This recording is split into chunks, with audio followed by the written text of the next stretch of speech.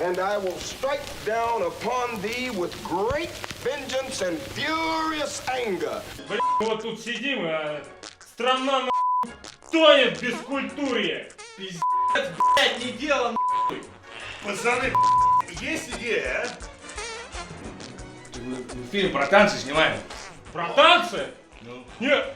Ха, хуй, давай проспонсируем, блин. Что, идиот? А что, потанцевать нельзя, что Что, ли? идиот? Не потанцевать нельзя? Идиот! Идиот. Мам, я хочу потанцевать. Да, фильм проспонсировало Министерство культуры Российской Федерации, но не будем преждевременно судить. Ведь, как известно, тема постапокалипсиса — это идеальный выбор для киноделов без бюджета. Вспомнить хотя бы первого «Безумного Макса», который показал на весь мир австралийское кино. Вспомнить безбашенного шестиструнного самурая, «Землю вампиров» или «Вал итальянских копий» того же Макса, или «Побега из Нью-Йорка». Все эти режиссеры выезжали на одном лишь энтузиазме. Они умудрялись и заставить зрителя поверить в происходящее, и успевали рассказать интересную, захватывающую историю. Да что уж там, даже в 90-х ни в Голливуде, ни в Италии, а у нас это сделать умудрялись. Как ни крути, всегда можно было уйти в трэш-угар и сука бля. Блядь, козлы! Сможет ли отечественный фильм с бюджетом почти в $2 миллиона использовать всю мощь современных технологий и весь энтузиазм создателей, чтобы показать достойный российский постапокалипсис? Человечество было обречено. Слишком много стран, слишком много конфликтов. Слишком много людей, слишком мало пространства и ресурсов. Так это же взято из Fallout'а. Посредственно. Мы не знаем, кто первый нанес удар. По давно забытой причине два могучих воинственных племени начали войну. Это из «Безумного Макса». Посредственно. Но если авторы позволяют себе выдирать цитаты из двух известнейших представителей жанра, то они как минимум сняли на уровне. Земля взбунтовалась. Мы остались одни. Единственный город среди радиоактивной пустыни. Сейчас мы увидим город, который пережил ядерные удары, город, который бьется в агонии и страдает от огня, радиации и грязи. Выход из замедления точнее. Если с внутренним ритмом проблемы, ребят, просто следите за движением.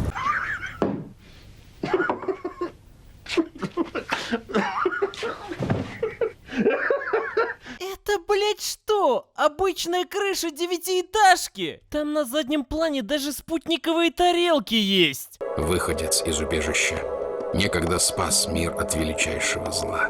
Покинутый своим народом, он ушел в пустоши. Я, конечно, понимаю, что у вас было каких-то $2 миллиона бюджета и не хватало денег на билет, чтобы доехать до заброшки, но, по-моему, это немного перебор.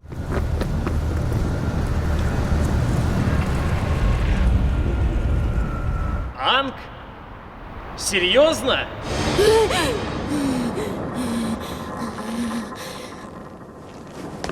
Прошло только 3 минуты от фильма, а уже спизжен Fallout, Безумный Макс и Аватар. Дальше что?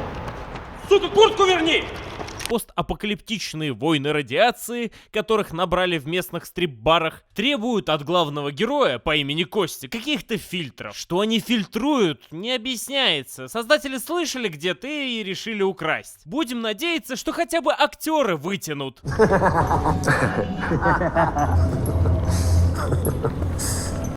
Играю. Натурально. Кроме очередной соли на рану в виде обреза. Какая низость. В лицо зрителю плескают целое ведро кислоты в виде местного экшона, в котором бравируют единственным скачанным эффектом, обрубленными патронами, Половина. слоумо 2К17 биач,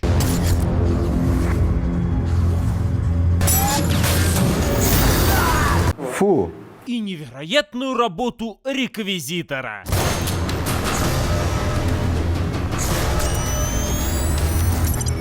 Страйкбольный карабин М4 – 11 тысяч рублей.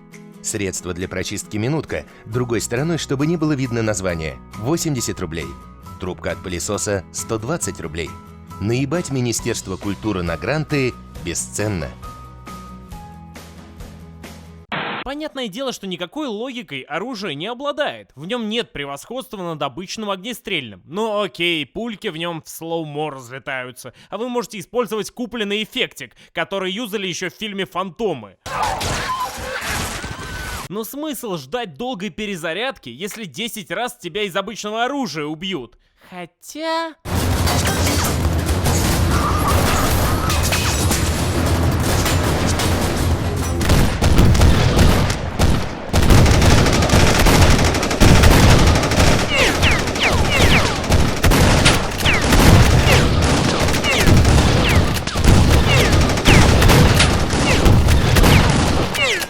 Стреляли по мне, а попали в логику.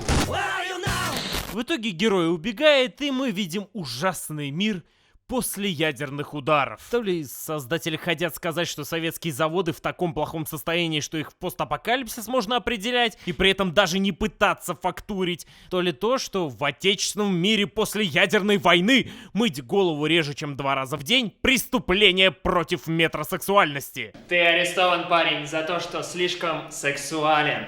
И судя по местному убранству, по чистым стенам домов, по резиновым крысам на обжарке, по одежде, которая 10 минут назад висела в магазине, авторов фильма постигла шизофрения. Дело в том, что показать постапокалипсис, как демонстрирует история, не очень сложно. «Безумный Макс», «Побег из Нью-Йорка», огромный поток итальянских ПА фильмов — все это, повторюсь, снималось без многомиллионных бюджетов. Ведь чтобы снять помойку, нужно лишь старание. Но при этом авторы хотят завлечь аудиторию «Сумерек» и «Голодных игр», в том числе с ворованным постером «Дивергента». Минимум планируется как 2 части, на самом деле мы говорим о трилогии. Ну вот опять. А данная аудитория не очень любит грязь, кровь, пот. А постапокалипсис для них — это некий мир любовных интриг и фей, а не агония умирающей планеты. Дни становятся все пасмурнее, холод охватывает землю, и мир медленно умирает. Героя замечают, и, судя по пеплу, он забегает или в Сталинград, или в Чертаново, где находит помойку, которая ведет в освещенные тоннели и выводит в бочку района, где задний фон походит на нарисованный. Настолько он, блять, поганно сделан.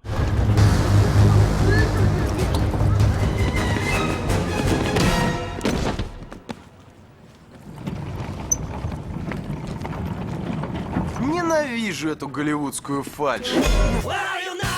И опять скачанный плагин, и опять героя упускают. Ведь случается выброс, как в этом твоем сталкере. И к выбросам, которые случаются постоянно, естественно, никто не готов. Ведь выбросы они как снег зимой для коммунальных служб. Эй, попробуй новый лосьон после бритья.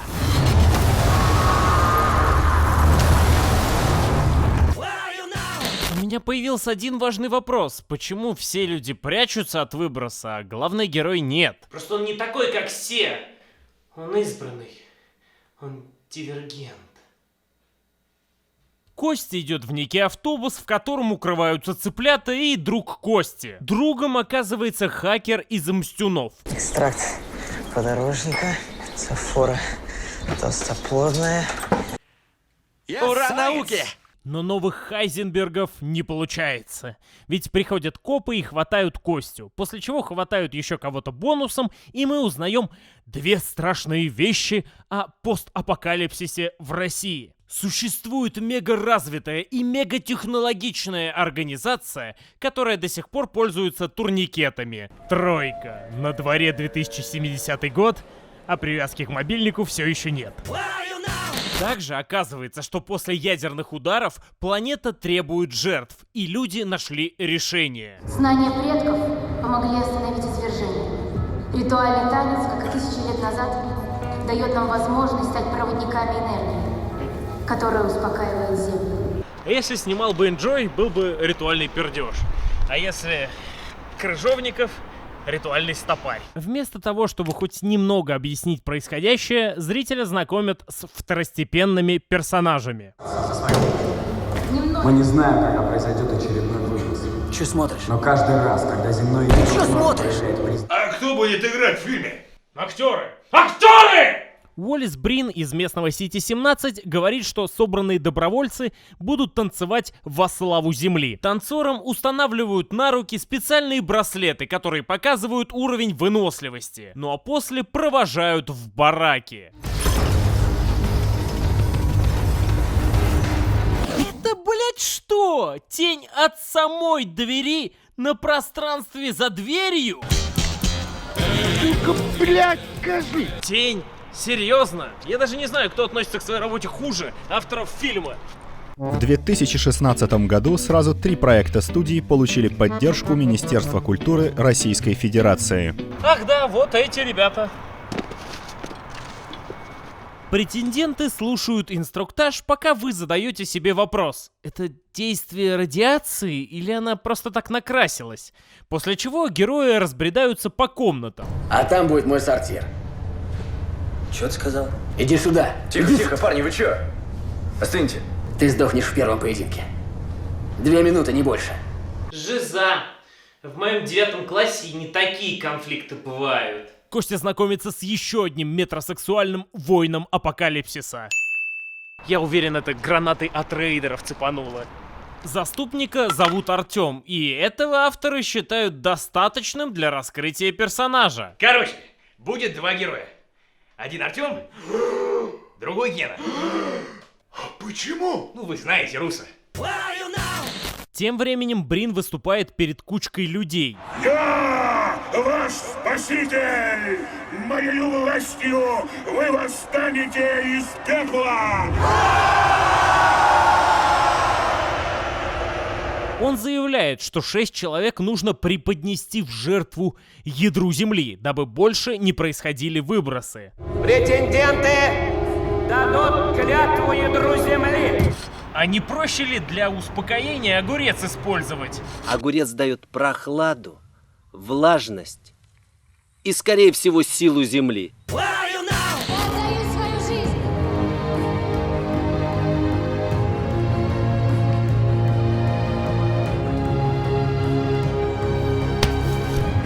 Ой, не то.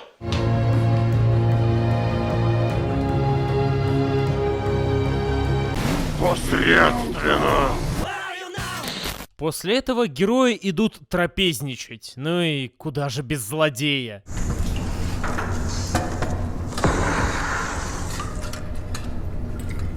Интересно, на арене ты также сможешь?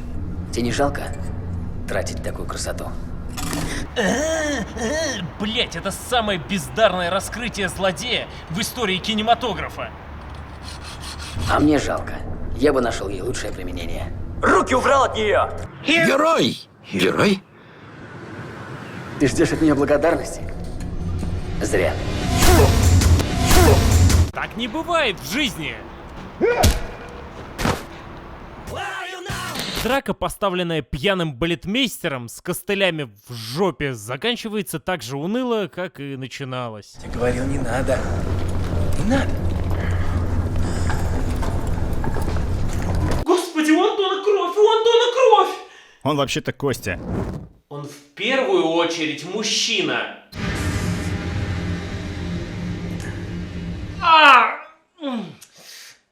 Палец порезал.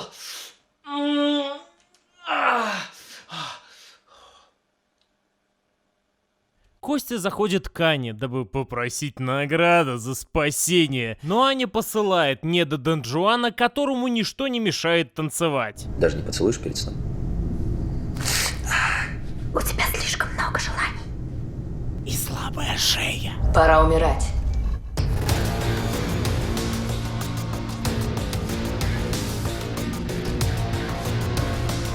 Да я понял, что жопа. Сделайте ей наезд в очко еще, ей-богу. Авторы, сука, что с вами не так?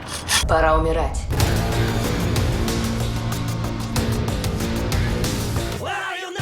Ну что же, наконец настало время увидеть, как выглядит турнир.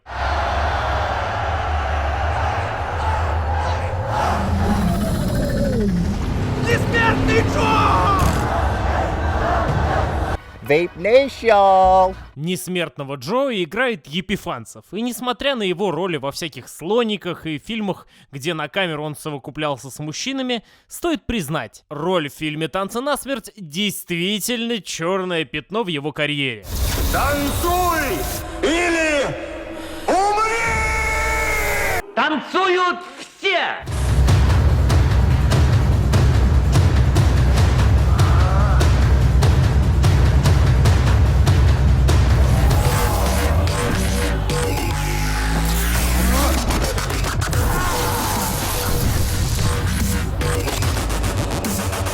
Знаете, создателям удалось показать деградацию и разложение общества. Ведь у этих людей популярен дабстеп. Непонятно, как работают эти самые браслеты, которые показывают выносливость. Ведь, например, в начале схватки у Кости сразу стало 3 деления, хотя он даже не двигался. И неясно, зачем персонажи постоянно смотрят на эти самые деления. Это же не только мешает танцу, но еще и бессмысленно.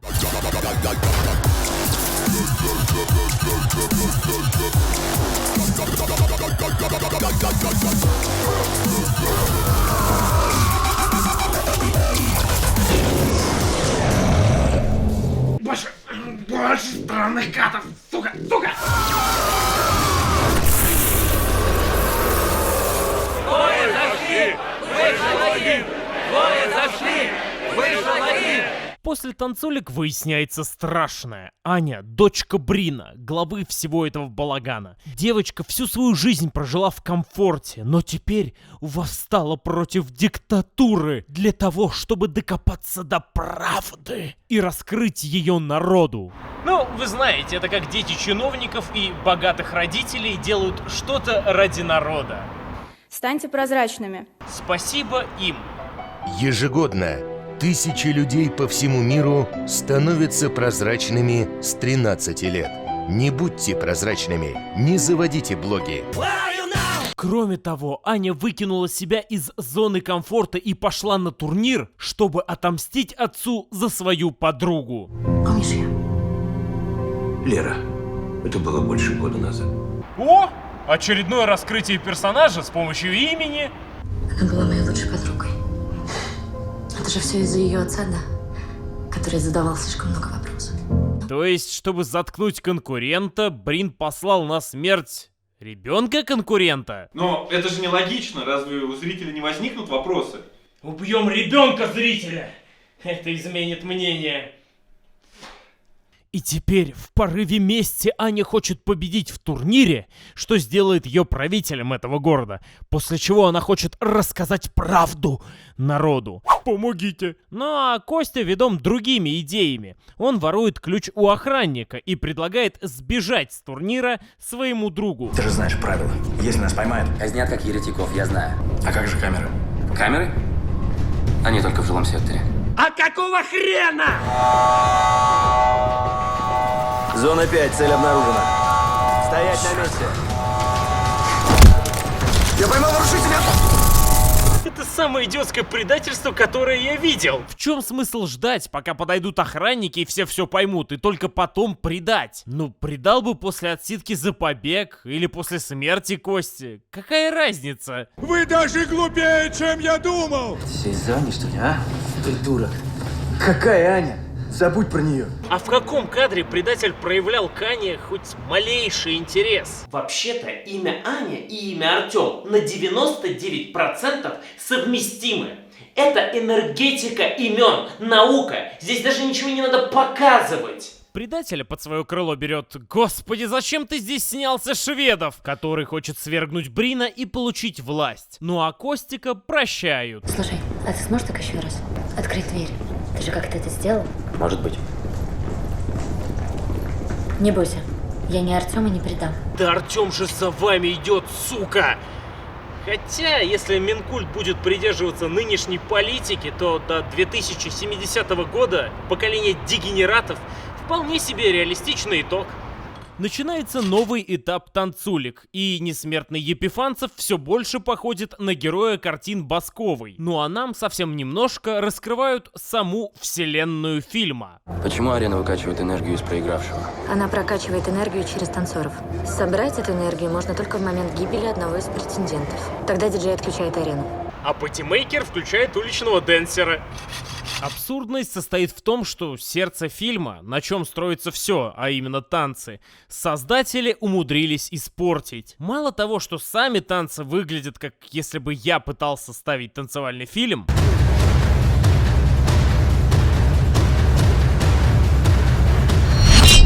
так еще и монтаж сделан так, будто монтировал все тот же я в том же танце.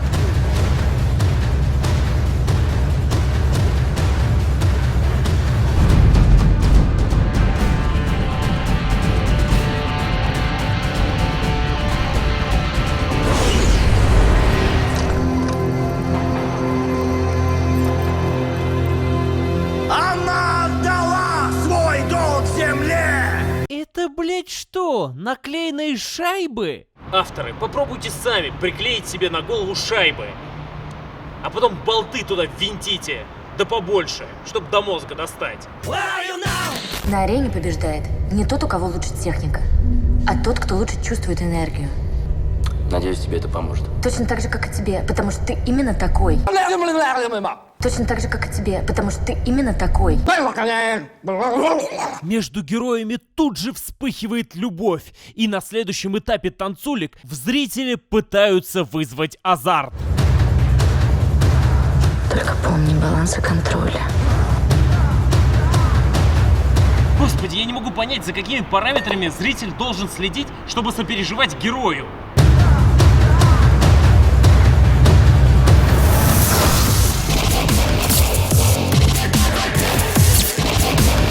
Давай, давай, давай, давай. Молодец.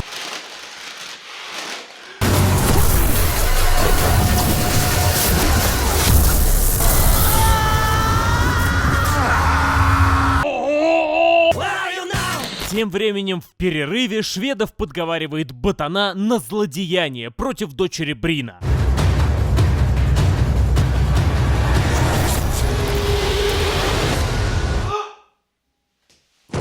Ботана убивают, ну а Ане нужна помощь. И естественно, в этом мегатехнологичном будущем из медицины только соль на рану, а из санитаров только Костя. Слушай меня. Ты здесь не умрешь, ясно? Понятно тебе? Не умрешь. Что ты несешь-то? Ты же знаешь правила. Нам здесь вдвоем не выжить, понимаешь? Врача! Врача! Позовите врача! Вместе мы не сможем, понимаешь? Мы не сможем вместе, не сможем. Я уже не хочу.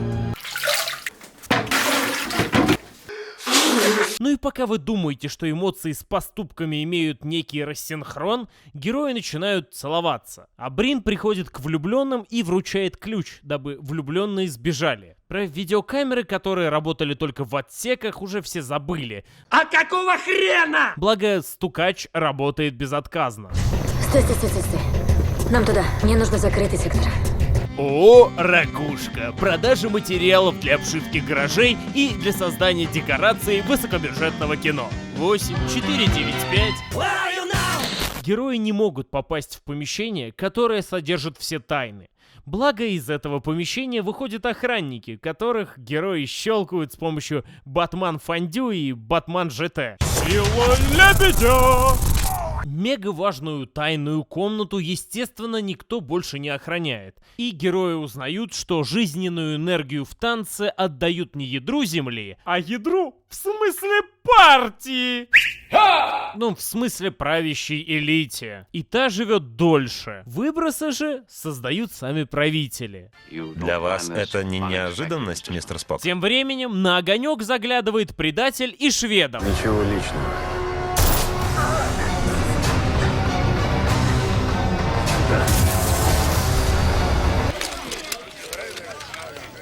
Почему они просто не застрелят его? Ты что, паразит? У нас патронов с 57-го года нет. Аня говорит, что не может бежать, и Костя убегает в одиночку. Девушка же идет к отцу, дабы распыляться в тирадах на тему «О ужас, кого-то притесняют! О ужас, вы убиваете людей!» Каким образом дочь чиновника вдруг пропиталась пониманием к черни и быдлу, среди которого она не жила, непонятно, но тирада заканчивается очевидно для подросткового кино. Я не хочу тебя видеть. Я не хочу тебя видеть, пап, не хочу. Окей, выкольте ей глаза. Так лучше? Отец успокаивает дочурку, а Костя находит мертвого друга. Подождите, зачем вообще было вводить этого персонажа? Ружья Бондарчука!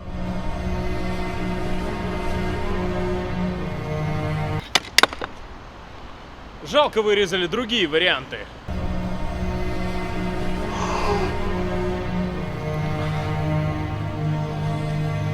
Тем временем вероломный Шведов, используя отсутствие камер, обвиняет Брина в убийстве старика. Я приговариваю тебя к смерти. А немного ли крови?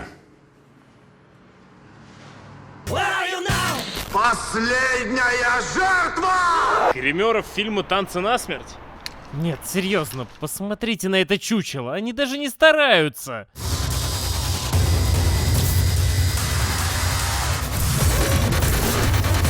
Эй, сука, насыпь мне кофе в глаза! Оральный метод уже не работает! Разве? Фильм же сосет. Да я не про это, сука, сыпь! В схватке предателя и Ани все указывает на проигрыш последней. Вроде у нее и выносливости нет, и ранение мешает, поэтому Костя не может смотреть, как его любимую оттанцовывает кто-то другой. Он решает сдаться властям, ну а те возвращают его на арену. Аня?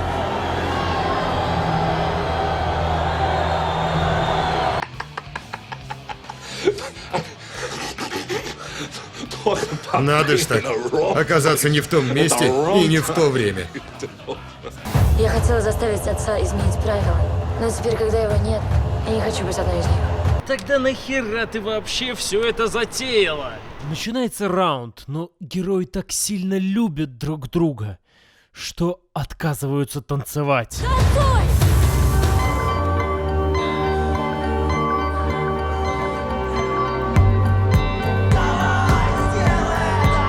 Танцуй, чтобы я уже сдох и перестал сниматься в этой хуйне! И вроде как энергия выносливости на исходе, и герои должны погибнуть, но сила их невероятной любви образует знак в виде бесконечности, который уничтожает функцию танцевальной арены и вместе с тем отключает всю аппаратуру вокруг. А влюбленные создают мега-выплеск, и всем понятно, что они избранные. Они избранные. Это спасение! Играю. Натурально. Но вероломный Шведов недоволен.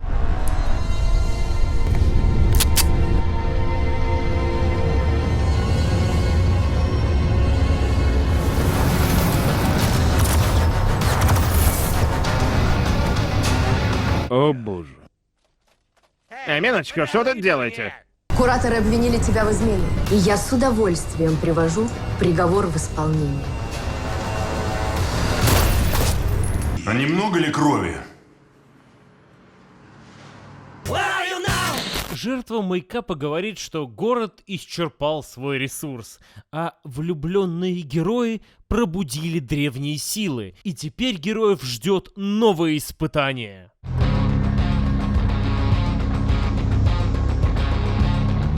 Что это? Я не знаю.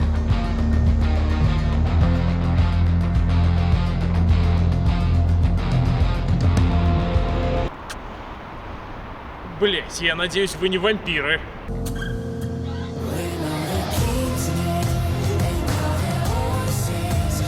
Не, ну чё, отличное кино проспонсировали, нахуй. За успех, бля!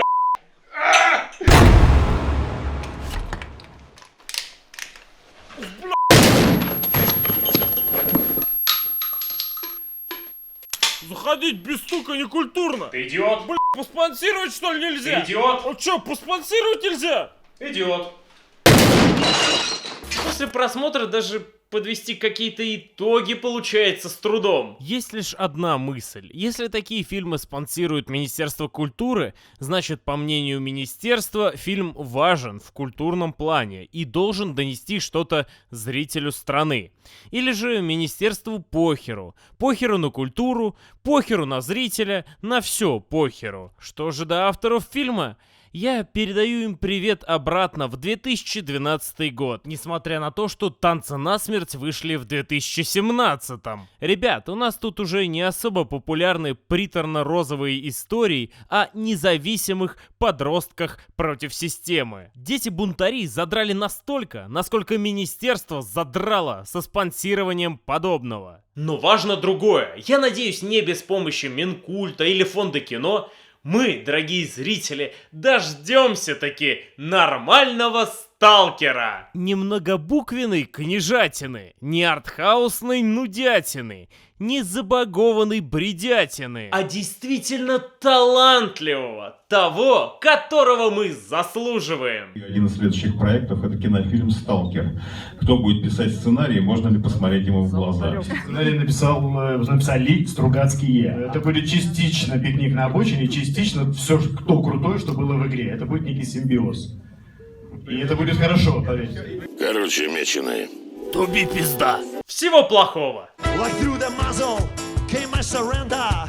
I had to tear it off of my mind. Then hypothermia took over. And suddenly I just went blind. Where are you now? My compañera, your baby glove stuck in my chest. Where are you now?